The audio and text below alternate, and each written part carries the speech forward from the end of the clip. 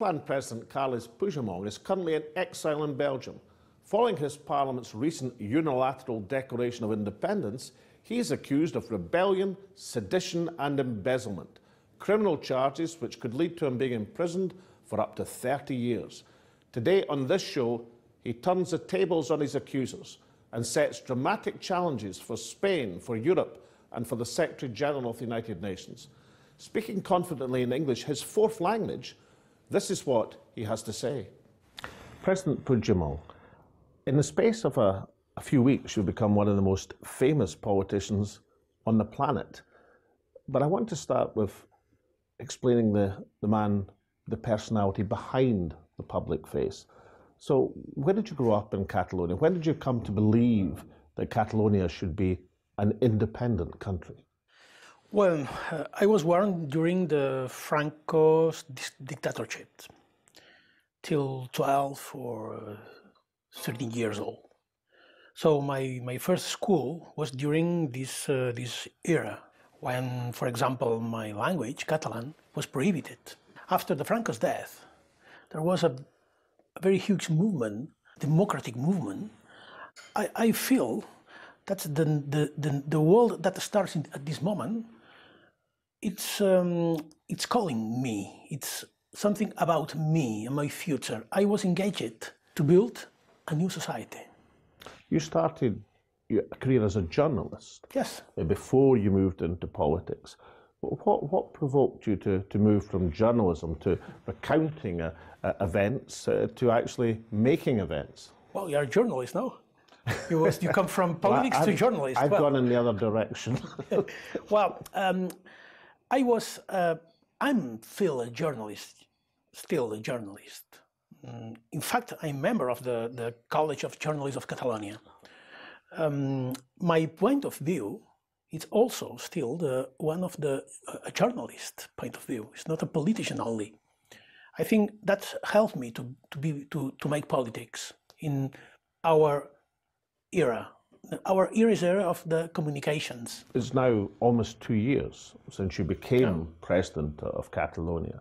I know when I was First Minister of Scotland, it was the most enormous honour and responsibility. It was. But over that period, how many times have you tried to get Sr. Rajoy, the government of Spain, to agree to an agreed democratic vote, a referendum, in the same way as I persuaded David Cameron in Scotland and Westminster back in 2012 to have an agreed formulation to discuss and decide an issue? How many times? Well, obviously, Mr. Rajoy is not David Cameron, and Spain is not UK. Directly, I tried to offer to Mr. Rajoy directly twice, front of Mr. Rajoy during 2 meetings, and publicly a lot of times. I offer an agreement about the date of this referendum. The question, the majority that we need in order to proclaim independence or not, and also, an agreement for a generation, despite the results.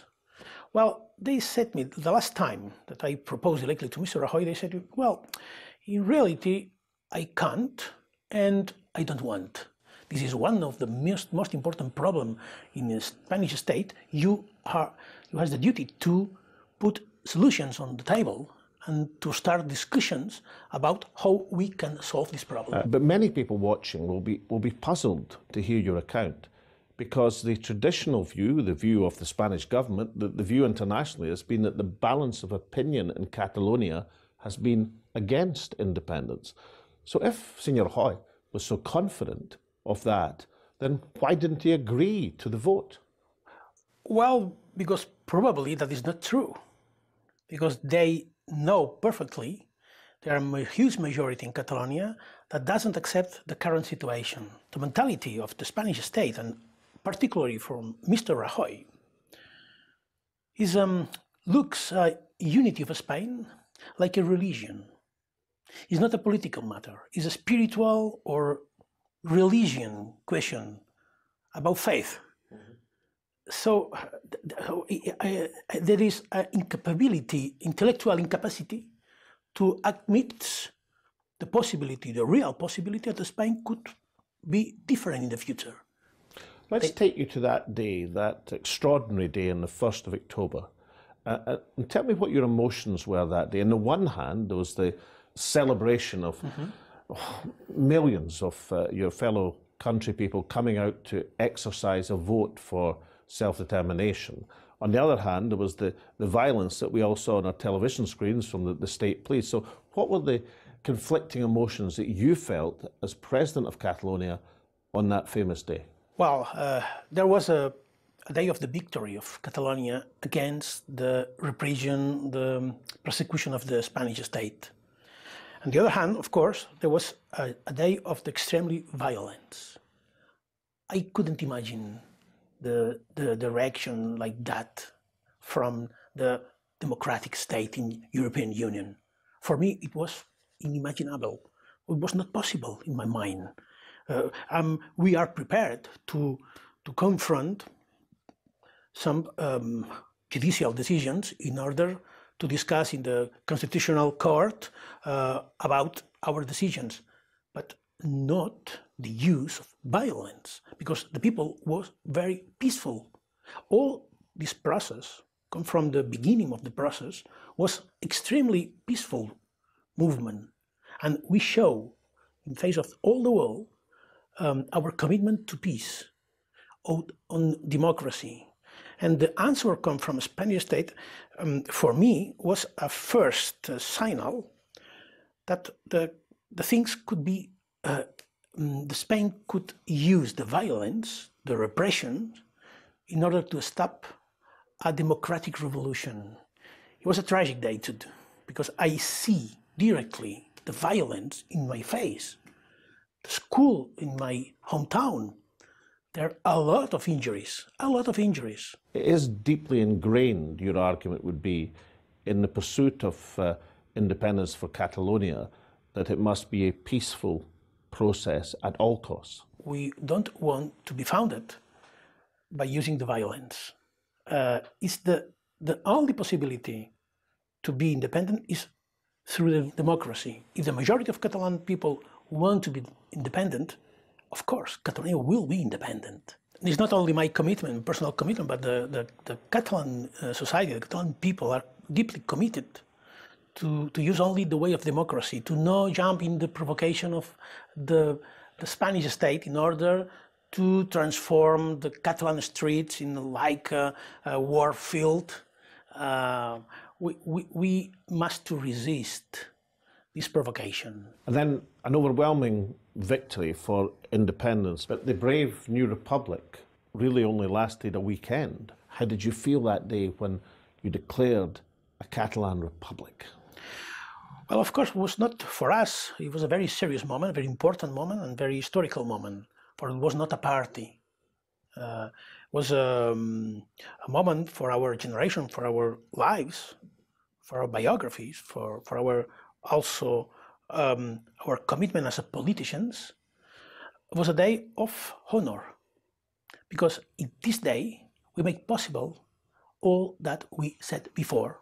By the start of the next week, the Spanish judicial system rolled into action and took away the constitutional prize that Catalonia had gained. Well, this mistake, in fact, starts a new era.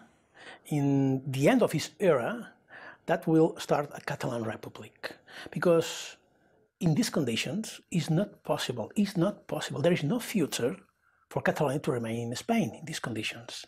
But Mr. President, you're now in a position where you're in exile with many of your ministers here in Brussels. Many of your other ministers are in jail in Spain. How can you be so confident about the outcome given that situation? Well, have you seen the streets of Barcelona last week?